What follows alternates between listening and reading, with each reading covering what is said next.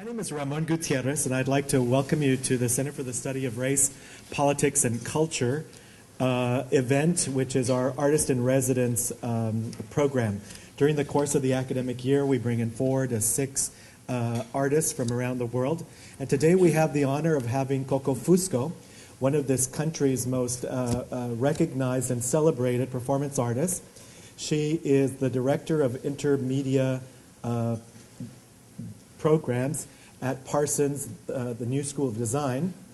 She received her BA in Literature and Semiotics from Brown, went on to get a MA from Stanford in Modern Thought and Literature, and finally got a PhD in Art from Middle Sussex University. She has toured the world with her performances, appearing on every continent except Antarctica, I believe. But maybe someday she'll be invited there when we go to settle the South Pole. She has written extensively with books that have been celebrated and honored. Her latest book is a field guide for female interrogators. She has a book that is widely used in classrooms called English is Broken Here, Notes on Cultural Fusion in the Americas. Another book called The Bodies That Were Ours and Other Writings. And today she's going to be presenting on her new work, Torture, The Feminine Touch, Exploring Military Interrogation as Intercultural Performance. Please help me welcome Coco Fusco. Thank you. Thank you. Hello, everybody. Thank you very much for coming, and thank you to Ramon and to everybody at the center for inviting me and for making it a really enjoyable visit. For those, I don't know if any of the people who are here were in the workshop thing yesterday, but I will try my best not to be redundant and also to leave some time for questions after I show you. I wanted to just kind of walk everybody through a number of projects that I developed around the issue of military interrogation as intercultural performance, but I did want to start out with some audio visuals. This is the most popular song used to torture detainees at Gitmo by a group called Deicide, and you pump up the volume in the room and sometimes lower the temperature, and sometimes put on strobe lights, and sometimes turn the lights off, and sometimes have them on depending on the tastes of the MPs doing the damage. So I won't play the whole thing because we don't have a lot of time, but just so you can hear a little bit of it. Oh, okay, it doesn't want to obey me, so let's try doing it this way.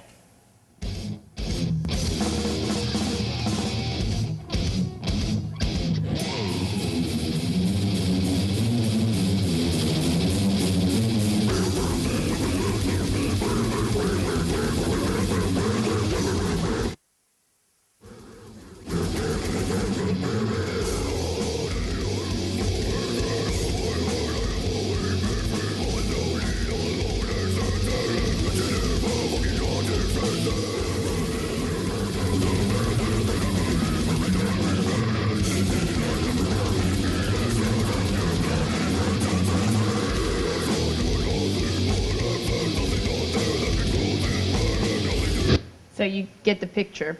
And I saw a lot of very studious people reading the lyrics before, so you get the general idea. I started this project in, I started doing research in 2004, actually, but I started performing in 2005. And basically, after the invasion of Iraq, I decided to focus my attention on how artists respond to war, to try to figure out how I might be able to generate my own responses from within my own creative practices. And on the day that the notorious Abu Ghraib photographs were made public, I was at a conference where Angela Davis spoke. And she started out her presentation with a kind of impromptu response to the photographs, and drew a parallel between the photographs of Lindy England and Sabrina Harmon and Grainer with the prisoners and the lynching photographs. making the connection between the kind of smug white mob smiling into or staring very complacently into or triumphantly into the camera in the late 19th and early 20th century, and the smug looks of the, thumbs up from Sabrina Harmon, and the photograph of her over the corpse of the detainee. And got me thinking that I should try to figure out a way to unpack the significance of those images a little bit more, and I started to try to figure out how it was that women had made their way into the kind of foreground of this story of torture in the 21st century. And I had a very antiquated notion of women's involvement in the US military when I started the project. I didn't know anything about it, even though my father was a medic in World War II. My brother was in the military in the 1980s, but I just didn't, at that point in my life, I was so anti-military that I didn't want to talk to him about it. And so I really didn't have a very clear understanding of what women in the military did. But as soon as I started to read, I found out things that were really quite astonishing to me. The percentages of female participation, just to begin with, at this point it's something like 15% overall of the armed forces, active duty armed forces is female, and in military intelligence and military policing, which are the two areas of the military that have come under greatest scrutiny in the controversy over the tactics used in interrogation. In those two areas, the presence of women is even more pronounced. It's as much as 35%, and that has to do with the fact that neither policing nor interrogation are considered combat duty, so there's no restriction on female participation. That was the beginning of the explanation of how it was that these women found themselves in the foreground and in the forefront. After that, I kept digging, and while I was digging, I also set all my search engines on my computer, so stories would come pouring into my email box every morning.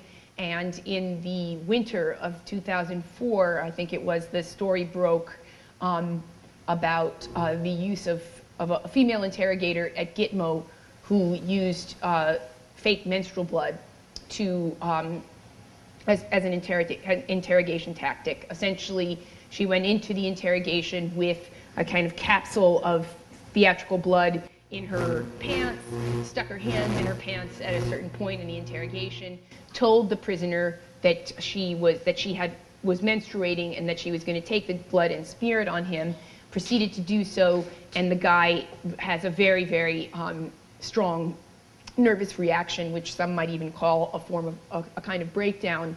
And she apparently kind of got a little bit freaked out about the effect of what she had done and left the interrogation. This was witnessed by a U.S. Army translator who, subsequent to that, wrote a book about his experience as a translator at Gitmo and tells the story.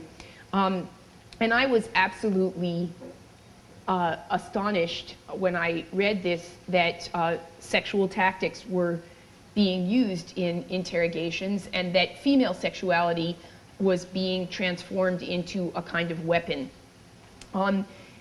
About several days after that story came out, the Pentagon confirmed publicly that sexual tactics were part of the repertoire, part of the permitted repertoire, although there was no direct reference to the use of fake menstrual blood. And so at that point, there was a part of me that was reacting to all of this stuff and saying, well, this is wrong, this is morally wrong. And then there was a part of me, the performance artist, that was looking at it and saying, well, it may be morally wrong, but it's incredibly powerful dramatic material. And I want to try to tease out more of what is happening here. So even though I was getting a lot of written information at that point, this is the beginning of 2005, and there was quite an active debate in the press at that point about the photographs and the implications of the photographs and what it meant to look at the photographs and why they were taken and why they were in circulation and why they were generating so much copycat kind of simulation of them, because almost within days of the Abu Ghraib photographs going into public circulation, there were people making copies for kind of pornographic copies of the photographs and circulating them online. While that was all going on, there wasn't a very strong public reaction to the evidence of human rights violations. I'm not going to say to evidence of torture, because there isn't a consensus yet about whether or not all of these things were torture, but certainly to human rights violations. And that I found kind of surprising. But I was also beginning to realize that if I was going to really immerse myself in that world and try to create characters and performances, that I needed to have a kind of encounter with the phenomenon that was not restricted to reading. And so I wanted to find a way to engage in the kind of training that some actors would engage in, where you're going to play a taxi driver, so you go hang out with taxi drivers for a while, or you go watch museum docents, so you can play the role of a museum docent. And then I did to try to figure out how to get military interrogators to talk to me. And I kind of didn't really think that trying to question interrogators was going to lead me to productive results, because I figured that they would know how to avoid answering questions pretty well. So the other way to do it was to, in a sense, surrender, right? And say, okay, you run the show, I'm your student, teach me. And so I found this group called Team Delta, and they are a group of former interrogators, retired interrogators, who at that time were giving courses to people in the private sector that were truncated versions of SEER school training. The two teachers I worked with had been SEER school instructors. And my sense was that they were trying to work their way into Hollywood as consultants on films about military and about torture, and that they thought that if they could engage with the media in different ways, that would lead them right to Los Angeles. They had worked for the BBC, for Channel 4, for the History Channel, for the Discovery Channel. And I called them up one day and I said that I was, well, actually I wrote to them first, and then I got an email response saying that they were willing to talk to me. And then, I was a little bit afraid that they were just going to blow me off and say, she's just some crazy leftist artist and we're not going to deal with her. But when I got on the phone with them, they said, well, we're already working with a professor from Yale who's interested in the effects of stress. So I guess we could also work with you. And so they agreed to take me as a student with a group of people and to allow me to videotape the experience. At that point, my intention was simply to study with them so that I could develop character. But when we went through the course and I looked at the video material that had been recorded, I found it compelling enough to try to make a film about the experience, which I did do. And it screened yesterday, and I can leave the copy here for you guys if you want to see it, because it's an hour long and it's a bit long to play today. But just in a nutshell, the way the course works is it begins with an immersive simulation. They told me, you will never understand what it is like to be a good interrogator until you step into the shoes of the prisoners. So you have to begin as prisoners. So they set up a game-like structure where your group, you become an entity. In our case, we were members of an NGO going to a foreign country named Modessa to investigate a drug problem, and then were captured by the enemy and taken to a prisoner of war camp and subjected to interrogations, to 4 interrogations each person, so that we could experience the different kinds of forms of interrogation. And you're given a code and a contact and this story about what you're doing, the mission, that you're not supposed to reveal in the course of the interrogations. And they are are good at what they do, but they do it in a very amusing way because they adopt accents and all of this. And they have other guys who are, many of whom are former military, acting as military police, who sort of drag you in and out of the pen when you're being interrogated and take you out in the woods to pee. And they took us to a compound in the Pocono Mountains in Pennsylvania.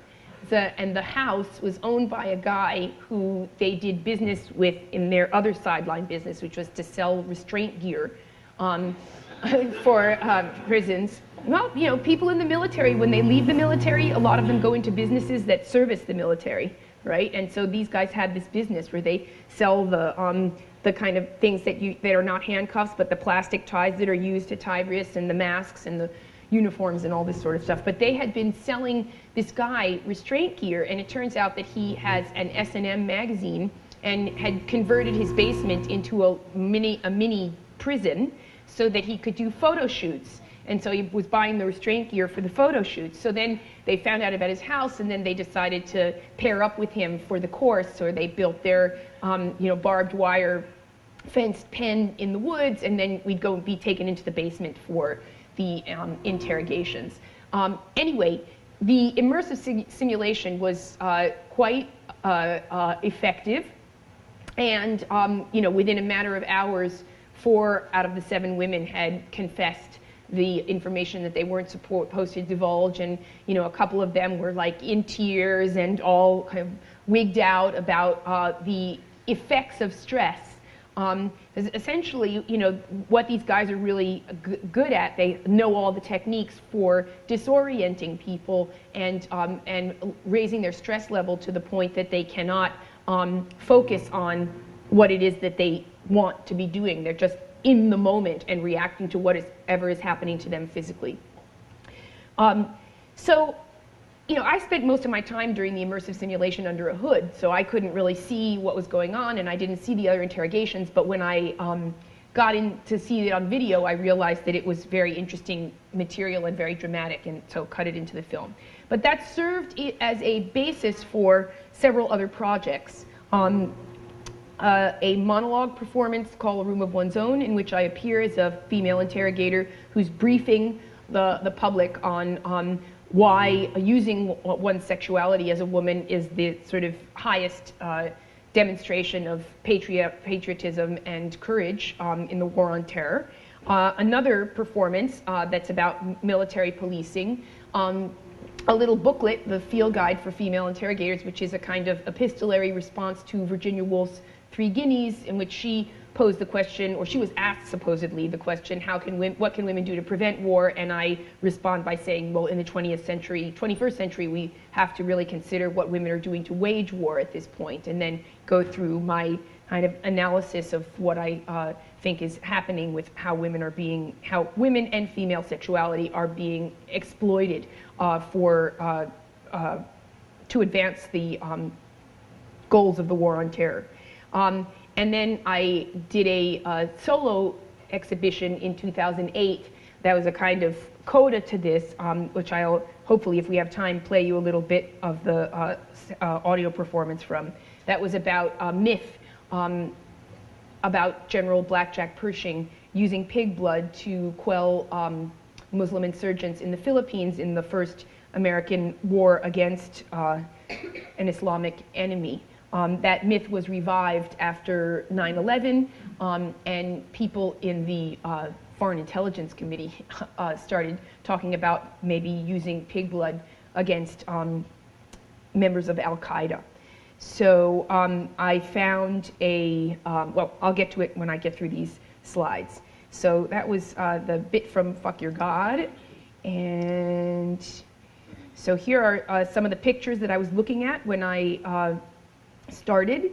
And what I came to understand as I, got more and more information about the other pictures at Abu Ghraib and the other kinds of activities that were going on that would fall under the rubric of torture, was that it seemed to me that there was a strategic use of these particular images, and particularly the images showing women as perpetrators, these women as perpetrators of violence, as horrific as these particular images may be. What's going on in them is much milder than the kinds of torture described in detainee testimony.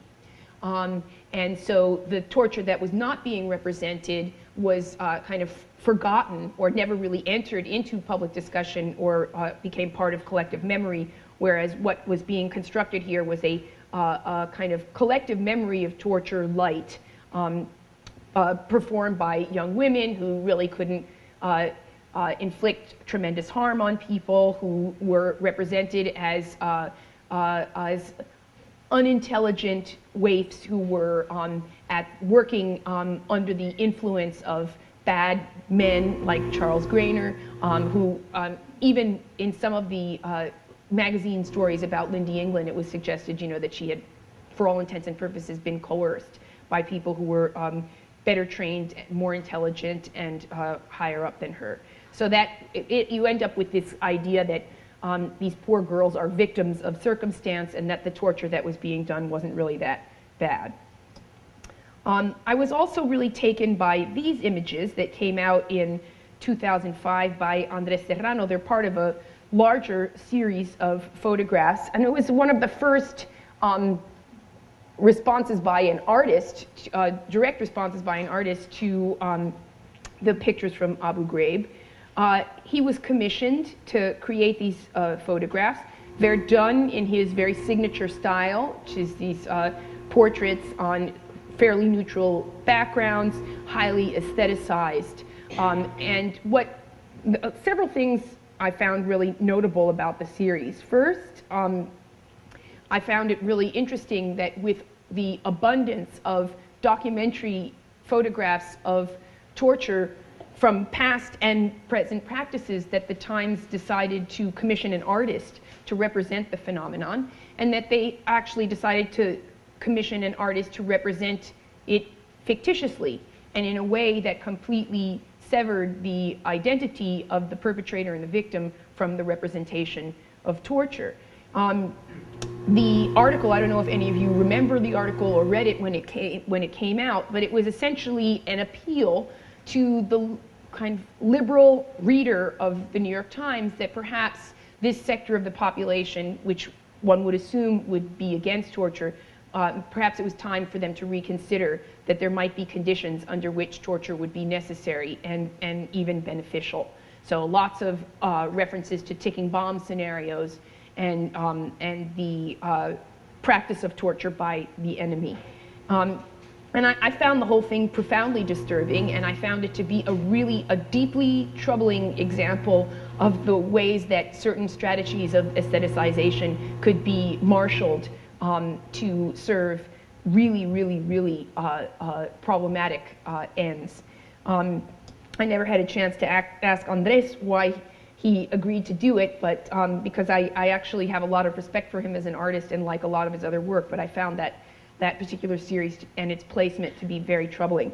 And I was also looking at the same time at the problem of our failure to and inability to communicate with the people who we were, whose country we had occupied.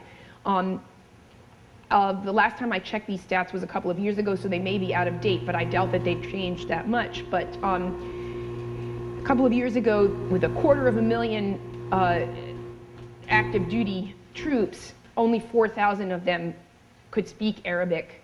Less than 100 could speak any of the indigenous languages of Afghanistan. I mean, we really do not have people in the armed forces who can communicate effectively. And this produces, generates incredible problems in a war that is, for all intents and purposes in Iraq, an urban insurgency where you need human intelligence gathering as opposed to systems intelligence gathering with surveillance technology. We can't have conversations, so we can't understand what people are saying.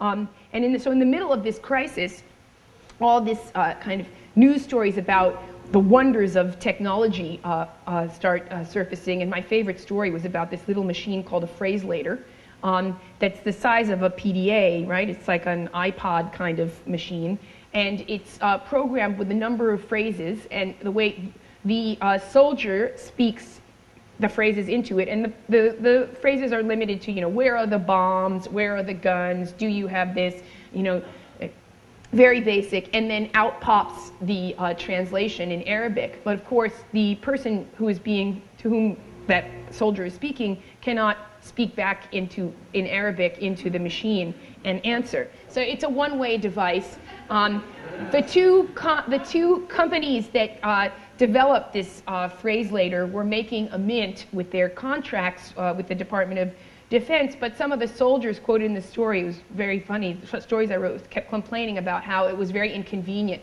to have to carry a phrase later when you have a machine gun in your other hand. Said it didn't always work at moments, in stressful moments. I was looking at this book for the development of my piece called The Arab Mind, which was first mentioned, I think, anyway, the first time I saw it, when Seymour Hersh broke the Abu Ghraib story in the New Yorker. He mentioned that that the soldiers were being trained, as part of their training was to read this book by Raphael Patai, who was an anthropologist. The book has been heavily criticized as very Orientalist. I'm not going to give my appraisal of the book. I'll just say the only thing I will say is I think that, given that it was published in 1973, that the assessments are dated, if not Orientalist. But I found it really interesting that it was updated and reissued in 2007 with all these new forwards by people in the military.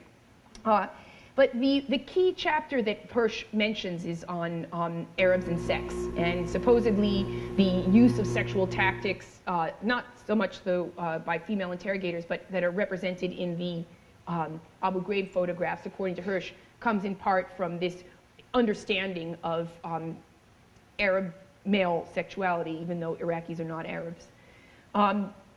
I found it kind of amusing that last week this story came out in the Times Magazine about the terrorist mind.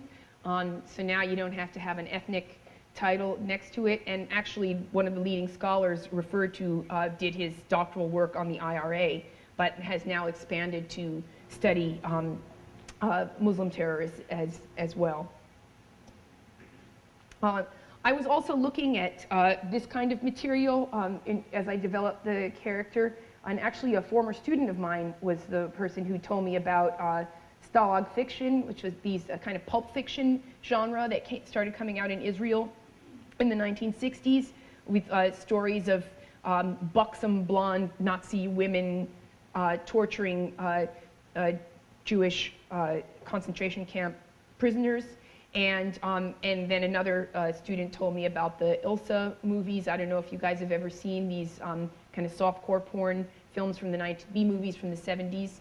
Ilsa She-Wolf of the SS, where she's a kind of survivor of the Nazi era who's on a desert island somewhere with her own little medical laboratory performing all sorts of experiments on male prisoners. And that usually, involve and begin and end with her having to have sex with these guys.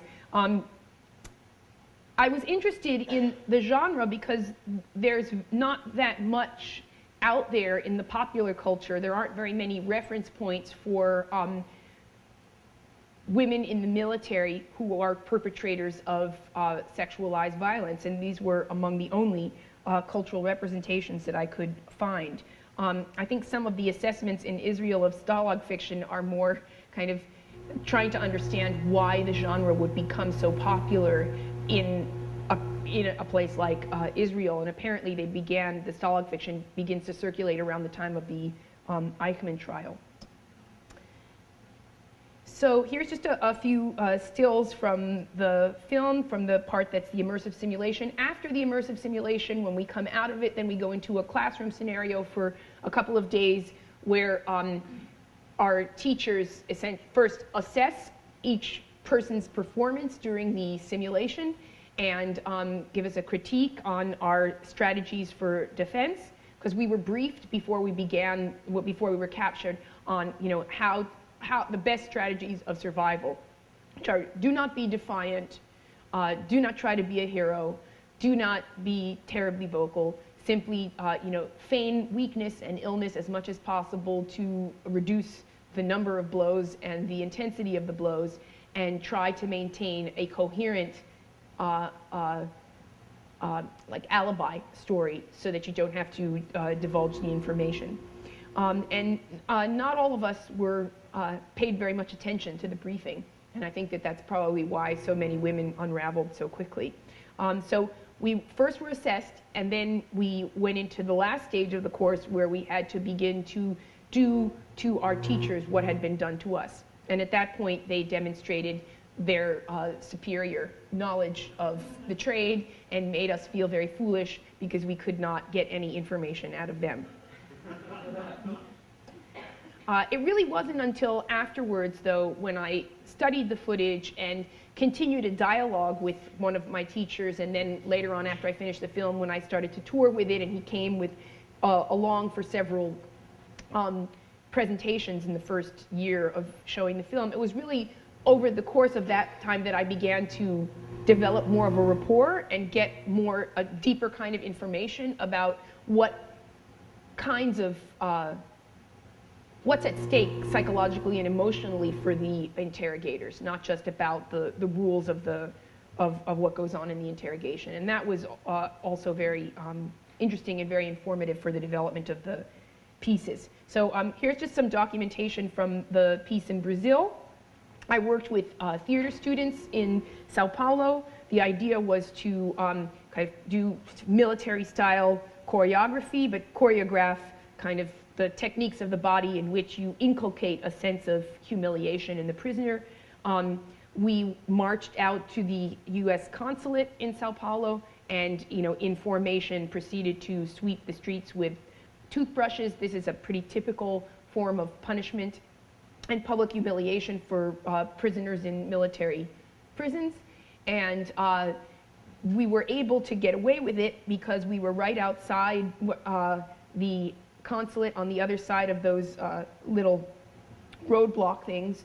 So technically speaking, we were on Brazilian soil, not in the American zone. So all the guys who were security for the consulate were standing outside, totally furious, but they couldn't technically do anything to us other than to call the Brazilian police. But also the organizers of the festival that brought me down had notified the media. So behind us was a line of about 50 or 60 photojournalists and TV cameras, and so the security didn't want to be filmed doing anything physically harmful to the performers or to me, and the Brazilian police showed up because they had to, but they were very annoyed at the Americans at that point because the Americans were constantly calling them and saying that they were going to be attacked by some terrorists. So the cops just came and stood there with their cell phones and chatted on the phone and took pictures of us with their phones and didn't intervene. And at the end, I went to thank them for their cooperation with us, and they said, well, with like big smiles on their face, well, we have to respect you because you're also a woman in uniform. So, we salute you. And what was interesting, that the next day, the newspapers in Brazil were full of all this stuff, and it started out as arts reporting, but within 24 hours, the pictures had moved over into the kind of news commentary and had generated in some newspapers a discussion about the treatment of prisoners in Brazilian prisons, which I thought was really interesting and productive.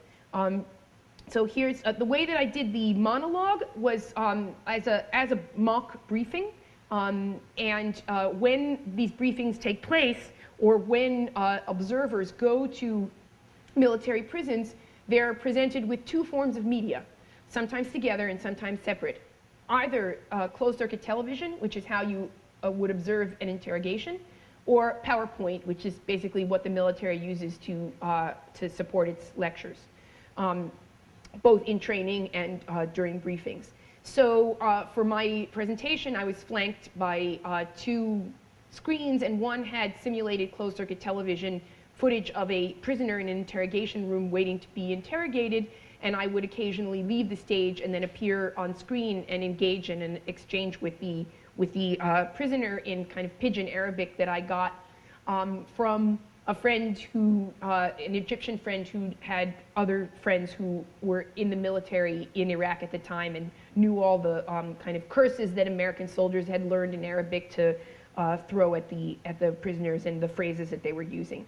And the other screen had a PowerPoint presentation with a kind of smorgasbord of images of 9/11 and different politicians and people in the military, and then these illustrations that I made. Here's some from the CCTV that I commissioned from a commercial illustrator in Canada that were representations of different scenes taken from testimony by detainees who had been subject to mistreatment by female interrogators. And these are also published in the field guide that that's the little book that was referred to before. So these are all scenes that come from different testimony, and this is the one from the story of the so-called 20th hijacker. When the story of the menstrual blood first came out, it was not mentioned that the prisoner was the 20th hijacker. That didn't come out until later. I think it was either in the end of 2005 or in 2006, I can't remember, that Time magazine got hold of the log from the MP who stands outside the interrogation room and records everything that happens with a prisoner, and had the log from the 20th hijacker, and in that log is mentioned a tactic, invasion of space by a female, which was the technical term for sending a woman interrogator into the room to use sexual tactics. And then it's also just the menstrual blood thing is mentioned in the log. And the prisoner is identified as the so-called 20th hijacker. This is also the guy who got the 6 waterboardings a day for 30-some days, and where the tapes were shredded, the missing tapes of all the waterboarding. It's all the same person. So then I got asked in 2008 to do a show in a gallery, which I don't do very often, so I decided to focus on this legend about General Pershing, and I was just really, again, absolutely astonished at the revival of this legend. I didn't found out through WikiLeaks the transcript of a lecture by someone named Dr. Larry Fornes, who works for the American Military University. A transcript of a lecture that he gave on interrogation techniques was leaked, and by the same whistleblower who had leaked the manual from Camp Delta. So it's pretty much believed by people who follow these sorts of things that the transcript is authentic. And I'll play you part of the dramatization of the transcript in a bit, but he mentions the Pershing legend about using pig blood.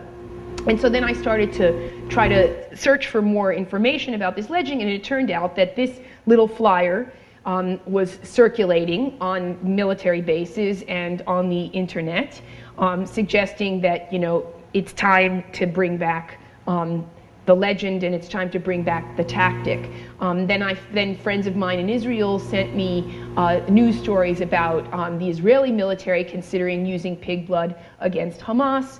And then I found stories about politicians, both state senators and people in the US Congress, who were talking about the pig blood myth and the need to consider using pig blood against Al-Qaeda. And as I dug more and more into this, I learned about, you know, the origins of the myth, which come out of the Spanish-American War and the American occupation of the Philippines. And when we went into the Philippines, the island of Mindanao was considered unconquerable. The Spaniards had never effectively colonized the island, and there were groups of Muslim insurgents there who were quite intimidating soldiers, some of whom used a sort of proto-suicide bomber tactic, and they were called juramentados, and they would go through purification rituals in which they would remove all their body hair and be blessed by their imams. And then they had special swords that were kind of curved like this, almost like a big serrated knife, and they would go off into and basically they would vow to kill Christian infidels and go off on solo missions, knowing that they would die, right? And you know, kill Christians and then get slaughtered. And they were so effective that when the Americans first went into Mindanao, they would shoot at these guys, and they were so pumped up with adrenaline, according to historical accounts, that they would keep running, that the shooting wasn't working. So we actually had to develop new guns to stop these guys in their tracks. But Pershing is credited with reviving a tactic that apparently had been used by the British in Singapore and perhaps also in India, of using pig blood as a weapon. And different versions of the legend have different exact sort of descriptions of how the pig blood was used, but the most dominant form was that he did two things. One was that he told captured juramentados that they would be executed with bullets dipped in pig blood, and two, that they would be buried in graves covered with pig entrails facing away from Mecca. So they're tactics that are culturally biased, obviously, and determined by an understanding of how to violate religious beliefs. These legends become the stuff of popular culture lore.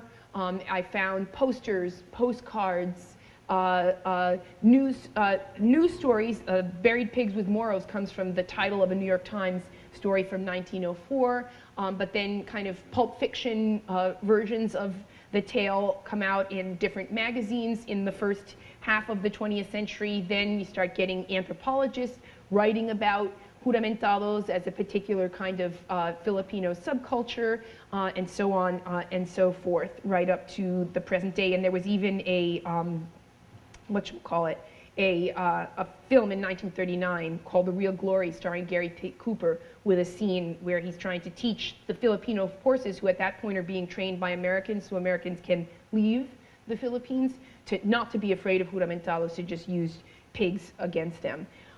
I consulted some historians' work on Pershing and asked a couple of them if they thought that he was in fact responsible for this practice, and both historians I consulted said no, that Pershing was an honorable guy, he's one of the most decorated war heroes in American history, he would never have done that.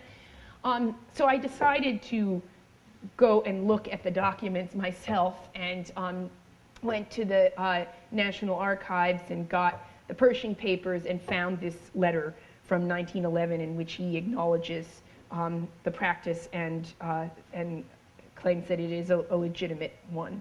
So I sent it to the historians. Here's just an example of one of the postcards I found. These come from the same time period in which lynching postcards were in circulation and served a very similar purpose as kind of war trophies. And here's a still of the crazed juramentado going to kill an American general on at an encampment in the Philippines. Move.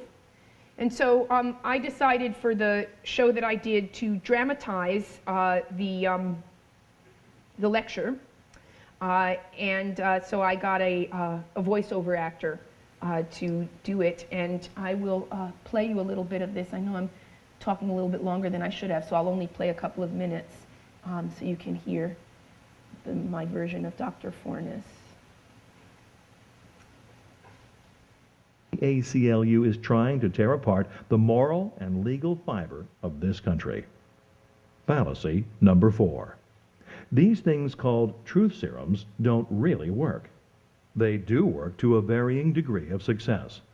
There are 3 primary truth serums. Here they are. Scopolamine, also known by another name, hyoscine. It is colorless, odorless, and tasteless. Its clinical uses are primarily as a sedative and applied locally, directly, as a mydriatic, which causes the pupil of the eye to dilate. When used as a sedative, the primary uses are to combat vertigo and motion sickness. When used with morphine and phenobarbital, to a woman in labor it produces a twilight sleep. It is also used as a pre-medication preliminary to surgery anesthesia. Since scopolamine completely blocks the formation of memories, unlike most date rape drugs used in the United States and elsewhere, it is usually impossible for victims to ever identify their aggressors or interrogators if you were a prisoner. To use scopolamine most effectively, to get a prisoner to tell you what he or she knows, the key is where you inject it and in what amounts. Normally, it is introduced into the body by a transdermal patch or intravenously in the arm. However, if you inject it into the spine, amount classified, it causes absolutely incredible pain, accompanied by violent convulsions and seizures. If injected into the spine in the appropriate amount, more than 95% of all prisoners will tell the truth, not something fabricated to stop the pain, within 24 hours. Source, classified. A far milder form of psychological abuse involves exposing prisoners intravenously or orally to sodium pentothal, commonly known as truth serum.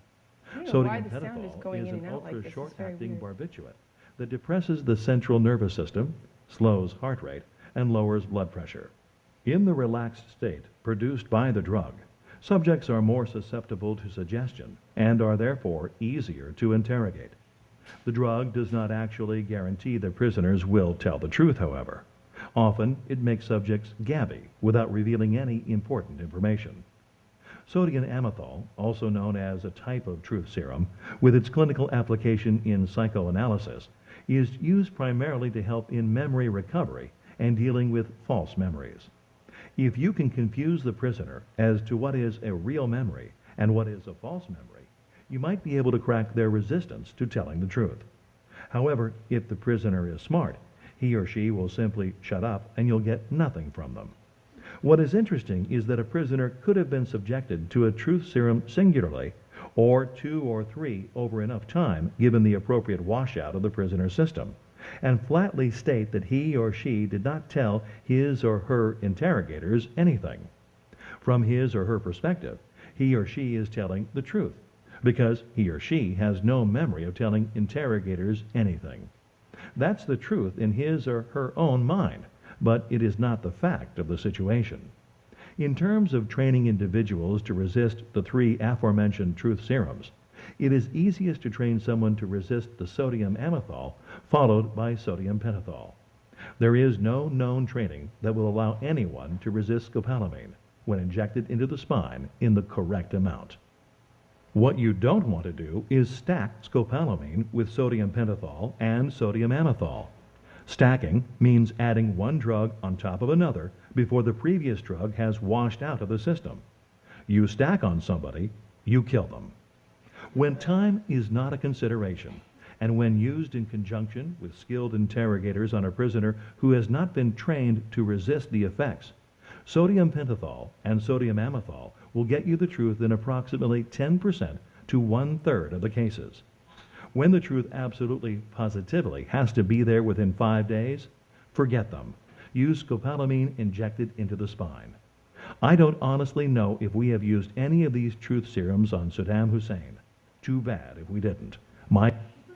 So, because we're kind of limited on the time, I should probably stop here. But he goes straight in out of the discourse on truth serums into, well, let's just switch to pig blood, right? Let's talk about Pershing now and how he was successful. And so, if we can take, the contemporary methods of shooting things into the spine and combine them with the pig blood, then we'll really be able to get these Al-Qaeda guys. And it's really quite astonishing to imagine that this was an actual lecture in a university somewhere in this country, but nothing amazes me anymore after kind of following this story over the last 3 or 4 years. So anyway, I think I will stop so that we have some time to talk, because I understand we have to vacate it at 1:30, and then if there is time at the end, I can play you more of Dr. Fornes. Yeah. Mm-hmm. So I'm just want to talk about how this is now falling into your art project, because obviously it's a very expansive feature. Mm-hmm. And I'm interested in, like, there's obviously, let's say, for example, Jeremy Diller just did It Is What It Is from Prisons on the Rock Right. at the MTA. And, like, how is it, and there have been criticisms about artists are not concentrating on the war now, and this is basically one of the approaches. It seems that you were really interested in the cycle, like, aspect of the female character Mm-hmm. as interrogator. Mm-hmm. And I wanted you to talk about more and how that's been. But not so much about the psychology of the women who were involved in interrogating, but the use of female sexuality and femininity as weapons. that's what I was trying to understand. I mean, the sort of the story. Well, it seems to me that what the media, what the mainstream media was trying to do in 2004 and 2005 was to direct public attention away from the legal and ethical implications of our using torture by focusing on the psychodrama of the poor, victimized girl soldiers, right? And I kind of make that argument in the field guide. I did want to develop a character that was believable, so that, you know, when I would get on stage and do a monologue, it wouldn't just seem totally wooden. So I tried to understand what interrogators are like as people. But I was more interested in the use of sexuality as a tactic. There was a hand over here. I'm sorry, I can't remember. Yeah. Can you comment a little more about, in terms of the interrogation training you received, and how that company or members from that company perceived the value of what you were doing? And, you know, because obviously you got to know them a little bit. Mm-hmm. Well, you know, at first they were a bit wary, but I agreed to share my raw material with them and to allow them to request changes to the final cut, which they did not. The only thing they asked me to do was to add one more bit of textual information at the end of the film that said that, you know, military intelligence training does not advocate the use of physical violence, or something to that effect. That was the only thing they asked for. They didn't ask for any changes in the edit or removal of any material. And Mike Ritz, who was in the film Interrogator number 2, came with me to several public presentations of the work and talked with, you know, with audiences afterwards. I thought that he was going to be roughed up a little bit more by audiences than he actually was. I found that the audiences I was dealing with were more kind of intimidated by him and sort of in awe, and had very little experience of talking to people in the military or with any military background. So they were sort of less critical than I thought that they would be. But my sense is that, you know, for some of the guys who were involved with Team Delta, they're like, well, they got paid, it's over. You know, they don't care really what happens. For others, they were more interested in seeing whether or not they could turn this into something beneficial for themselves, you know, in terms of media careers.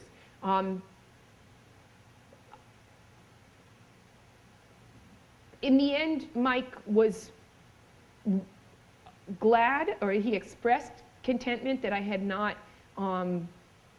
in his eyes, misrepresented him or attempted to denigrate him, or any of his colleagues. And, you know, I felt that I at least owed them, because they agreed to cooperate with me, that I owed them respectful treatment.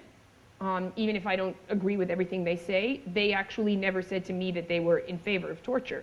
So, and, you know, I also had to acknowledge that they know a lot more about the complexities of this than I did, and can credit them with their deeper understanding of the problems. So, you know, I don't know. You know, maybe they don't think. I think with the performance, they were a little more like, "What the hell is this?" You know, because they're still kind of. My impression of them as people is that they're pretty by the books. You know, fiction is only good for like kicking back and watching a movie on Saturday night, but it's not something that you use to address serious ethical or legal issues. So when I get into having a kind of fake briefing where I'm advocating something that they've been taught to reject, then there was, I think, a bit more like, well, we don't really know what the purpose of this is, kind of thing. But no attempt to stop me from doing it. Yeah. Well, I told many people who, you know, friends of mine, former students, other women artists I know, that I was doing this project. I asked them if they were interested in participating. Some people, you know, when people expressed interest in joining me, I gave them copies of the films that I had in which Team Delta appeared, so that they could see some of the kinds of things that might happen, and told them to look at the website for Team Delta. And I said, you know, this is the information that I have. I'm sharing it with you. You look at it. You decide if you want to participate. And if you say no, that's fine. But if you say yes, then you have to go through with the whole thing. So some people said, you know, my shrink says I shouldn't do this. Yeah, it's not good for me, and others agreed to come along. And some of them had interest in stuff related to the military. One of the women in the group, who was a former student of mine, was developing projects about women soldiers. And a couple of the other ones were interested because they had worked in the sex industry in S&M, and they were interested in a kind of comparative thing. About one woman had done work with survivors of torture and wanted to see the other side of it. So, you know, each one had their own reason for going. And where are your films available? Video data bank. Oh, yeah? Yeah, yeah. Mm-hmm. Oh, sorry, I was gonna, but I'll call on you next. Yeah. Yeah, thank you for your presentation. It's really fascinating. And I have a question about kind of how you're reading the use of female sexuality in general, because at the beginning of the presentation we were talking about how sometimes the women interrogators get positioned as victims, or you know they're being taught these VMPs. Sabrina Harmon and Lindy England are not interrogators. They're military police. Or they were military police. Mm-hmm. Well, so the women are being portrayed as victims, and so I'm just wondering, kind of, I guess, at the end of the day, like female sexuality vis-a-vis the military. I mean, do you read it as, is this like, is it empowering for these women? Well, I think there are many stories to tell about female sexuality and its instrumentalization by the military. I think the story that I decided to focus on was its use as a weapon in interrogation and the cultural implications of, you know, deploying certain kinds of stereotypes about American women's liberated sexuality in the context of cultural stereotypes about Muslim men being very conservative and repressed. Okay, that was the particular intercultural dynamic that I was looking at.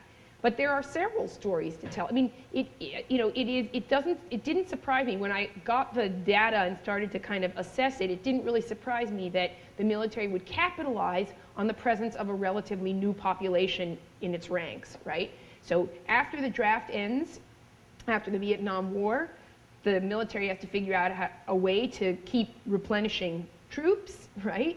And so they open the doors much more widely to women and encourage a lot more women to enlist, and the female population grows. Well, you know, you have to use them in the same way that they been actively recruiting Arab Americans since 9/11. When you increase that population, then the military will capitalize on its presence and use it accordingly, right? So this was one of the ways in which that female presence was capitalized on. Another story to talk about in terms of female sexuality in the military has to do with the culture of the internal culture of the military itself, where women are often the targets of sexual harassment, but there's also a very kind of generalized predatory sexual culture within the military that extends to the U.S. military's involvement in sex industries in different countries where we have bases, right? But also there are women soldiers who exchange sex for money within the military in contexts in which the male soldiers have no access to local women. So, for example, in the Navy, when they're on ships for weeks at a time and there's nobody else around, some women soldiers will turn tricks and make some extra money while they're in the service. There are lots of stories about the demand that women provide sexual favors to male officers in order to advance themselves professionally. So there's that whole kind of sort of larger context of kind of predatory sexuality that is part of military life. And I think a lot of the peculiarities in the tactics used in the interrogation room come from the larger presence of that sexual culture. That it's not all from the Arab mind, that it's also from the way that the military deals with sex in a general way, which is essentially to exploit it, right? To instrumentalize it and exploit it whenever possible. Yeah. Oh, I'm sorry, you were waiting to talk, yeah. I had a question about your process and like the choice of media. Mm-hmm. discussed the research here with like a number of different projects. I was wondering how you go about deciding what media, What to do? yeah, like books. Well, first there's what I can do, right? I mean, I think if I tried to paint something, that it would be totally laughable and that nobody would care. But I'm much better at doing performances and making videos and writing and doing certain kinds of research, and so I use my own, the skills that I have, and then, it has to do with what I think will be effective vehicles for treating certain kinds of phenomenon, dealing with certain kinds of ideas. The video, I didn't start out to make a video. It's just that the material that I had, which I was going to use originally as research for character development, ended up to me being compelling enough to make a separate work. So some of it has to do with what I can do. Some of it is about opportunities that arise for presentation. Some of it has to do with what comes out of the research. I mean, the Pershing letter, where he describes, why it's okay to use pig blood, I ended up, for gallery presentation, turn it into vinyl lettering with exactly the same type, wall size. So it ends up being this kind of gigantic murals, right, that are in the exhibition, which I'm actually going to recreate for an art center in France in February. So, some of the archival material I can actually transform into objects that have their own life as artworks. And sometimes I just excerpt them, and sometimes I exhibit some of the objects, and sometimes I, do a kind of performative reenactment of them. So, somebody, yeah. What are your thoughts about the legacy of feminist theory and how it played out in early performance art, where the body is used as very immediately, to present these ideas in ways that are, shocking and intimidating. In terms of, do the tactics in the military come from performance art? I don't think they come from performance art from the avant-garde. I think that there is a connection, though, that can be drawn between the tactics used in interrogation and popular culture kind of intensified sexual exhibitionism that is very much a part of the net culture of the 90s and of the last decade. There's been an explosion since the advent of the internet of homemade porn and its circulation, right? There's also a way in which that kind of sexual exhibitionism has been disseminated into the general popular culture, so that, women all over the country get poles for their bedrooms and start doing pole dancing for their husbands as a way to kind of liven up their lives at home. And this is encouraged. People like the guy who owns Hustler has complained. What's his name? Larry Flint. He's complained that business is down in the commercial porn trade because homemade porn is readily available on the internet and free. So I do think that there's a kind of culture of sexual exhibitionism that's out there that then gets drawn on by the military because there's an overlap of populations, right? We're talking about who's in Iraq. Young Americans from 18 to 25, I think, probably dominate, right? Well, that's also the culture that dominates the use of the internet, the consumption of pornography on the internet, the whole kind of popular sexual culture that is sustained by the internet. So I think that that's more the overlap. Yeah. Yeah. Torture was supposed to conducted by a scan. It was all highly scripted, and I was wondering if there was any document that would detail the use of these sexual techniques in the use of torture, and if there was any proof that they were effective at all. I don't know of any script. What I do know of is in the 2003, when the activities that are documented in the photographs of Abu Ghraib were taking place, there was a posted on all the walls of the areas where interrogation were a list of permitted techniques.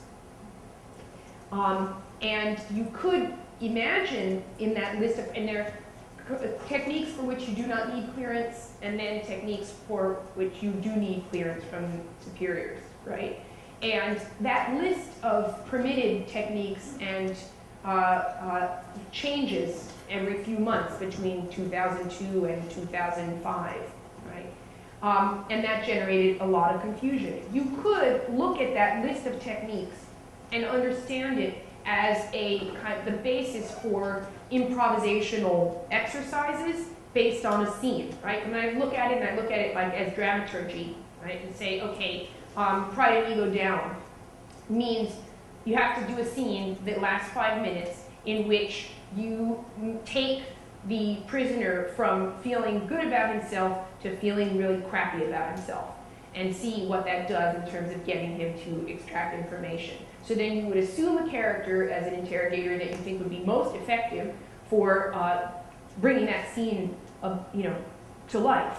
And that's the way that interrogators are taught to work. They may also have an agenda of information that they're trying to extract, but there's two things that you work with two things in your head as you go into an interrogation. One is what you want to get, and the other is how you're going to do it, right? And they rehearse characters and accents in order to perform different kinds of roles. So there isn't a script, because you don't always know what your source is going to say, so you couldn't have a fixed script. The only official acknowledgement of the use of sexual tactics as a programmatic thing that I could find was in that log that was leaked to Time magazine, where there's a reference to invasion of space by a female. In some reports of investigations that were carried out after certain interrogations involving sexual tactics, there are descriptions of what women interrogators did, like lap dancing, for example. There's also, in the documents that were pulled together by the ACLU, there are reports by FBI agents that witnessed interrogations at Gitmo in which sexualized actions by female interrogators are described by the agents. That's about it in terms of what I was able to find. In addition to that, after the story broke about the fake menstrual blood, the Pentagon also came out and said, yes, we use sexual tactics, but there's no script in the news story. The thing is, even manuals that are now declassified, CIA interrogation manuals that are declassified, and ones that have been published, like the latest counterinsurgency manual you can buy it as a book on Amazon, right? Don't necessarily have scripts.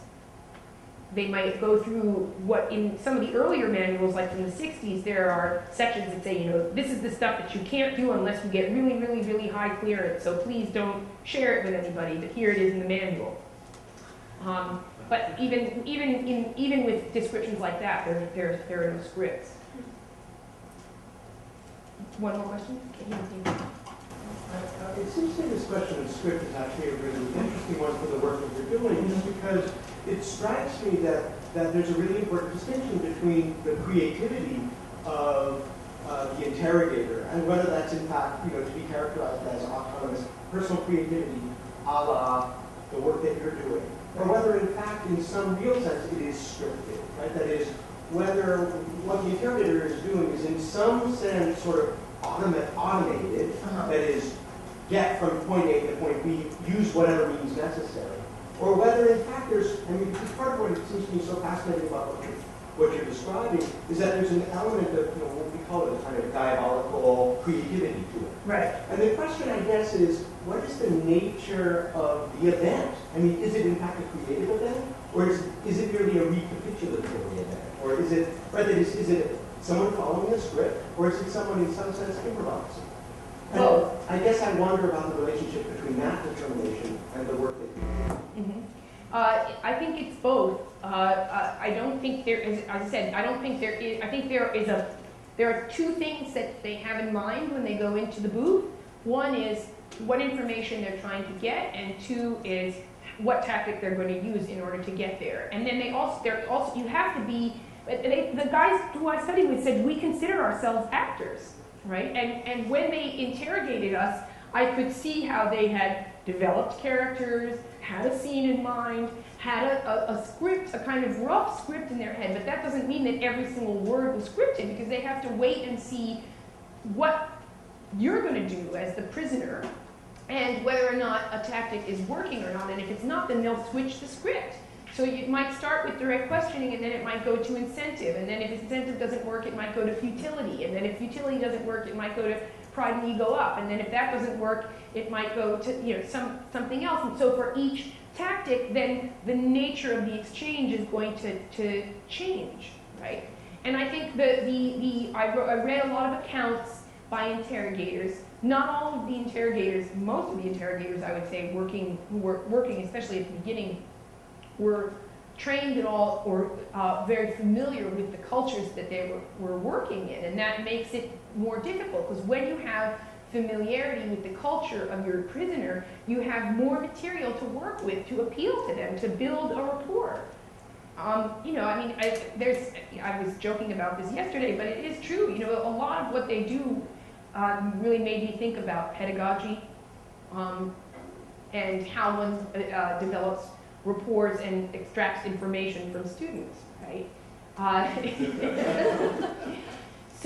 And there are some similarities, although one would assume that the relationship between a teacher and a student is a consensual one, whereas the relationship between the interrogator and the source is a non-consensual relationship, and that does change the tone of the exchange. But good interrogators do have to be flexible.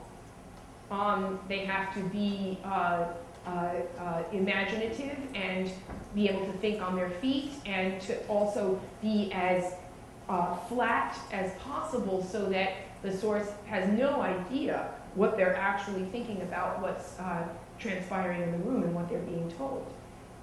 And I think those are difficult things to do unless you're extremely good at it. But what my teachers demonstrated to me was that they were good at it. Yeah. Yeah, I think there might be good to make a difference between the interrogator and the torturer, who I think most times might not be the same person. I think interrogation might be a very creative process, but the torture wasn't. I think the torture was very scripted. We have those, the torture memos from the lawyers say, this many you can waterboard a person, this many times you can do this, and then there was that report from the direct process, which is the New York Group out of these books, and you can see that the prisoners were describing sort of the process of them the actual torture is very sort of mechanical, systematic process. Well, many interrogators were involved in the decision-making process of how to proceed, and also many of them are, and I mean, in some cases it's members of the special forces who are, doing the physical kinds of torture, but there are many kinds of torture that do not involve inflicting direct physical harm on the body, that have to do with deprivation, sensory deprivation, have to do with, temperature control, denial of food, refusal to allow a person to use the bathroom, intimidation. We're going to get your family, we're going to get your spouse, we're going to get your children. Denial of rights that they're entitled to by the Geneva Convention, so about letter writing or having access to counsel or support. I mean, there are all kinds of things. So I don't think it's as clear as you map it out.